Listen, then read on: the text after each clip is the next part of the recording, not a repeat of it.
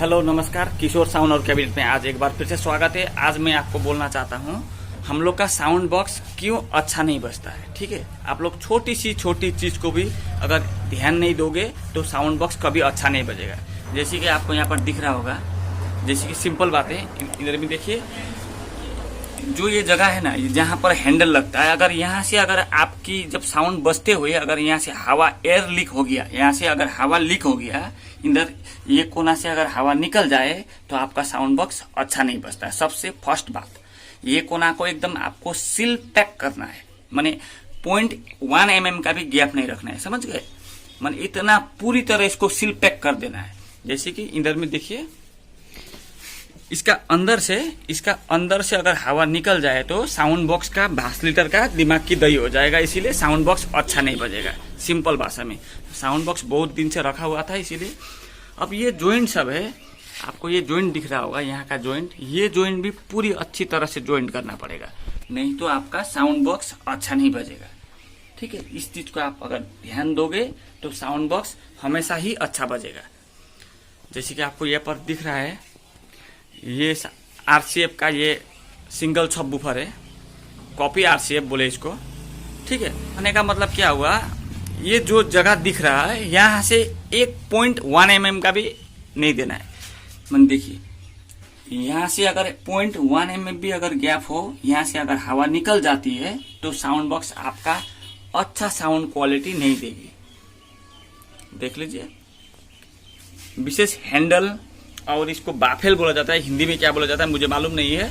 यहाँ से अगर ये कोना से, ये चारों कोना से अगर आपके अगर हवा निकल जाती है तो थोड़ी हवा निकल जाती है तो आपका साउंड अच्छा नहीं होगा। आप सबको मालूम होगा, आप कभी भी साउंड बॉक्स बजाते हुए हैंडल का बगल में आप हाथ रख के देखिए तो हल्की सी हवा जाती है, वो जाना नहीं चाहिए। अगर इधर से अगर आप लोग अगर इधर से हवा जा रहा है तो आपका साउंड बॉक्स अच्छा नहीं बजेगा। इधर से 0.1 mm का भी गैप नहीं होना चाहिए, इधर से एक भी हवा नहीं जाना चाहिए, केवल हवा ये चार कोना से निकलना चाहिए।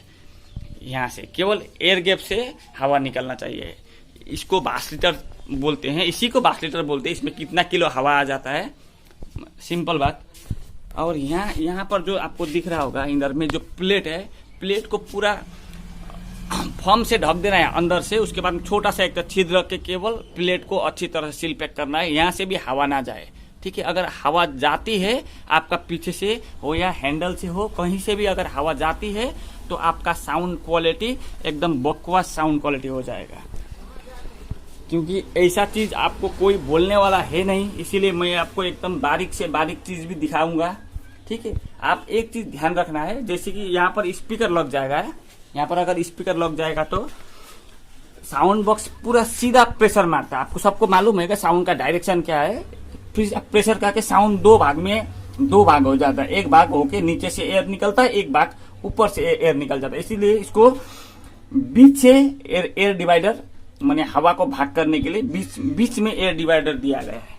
ठीक है, आपको अगर ये चीज अगर आप ध्यान करोगे, आपका कैबिनेट हमेशा ही अच्छा बजेगा। एकदम इस चीज को आपको भूलना नहीं है।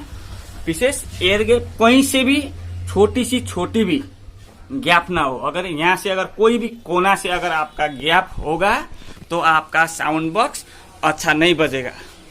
ठीक है भाई, आज के लिए इतना ही। अब दूसरा वीडियो में मिलेंगे।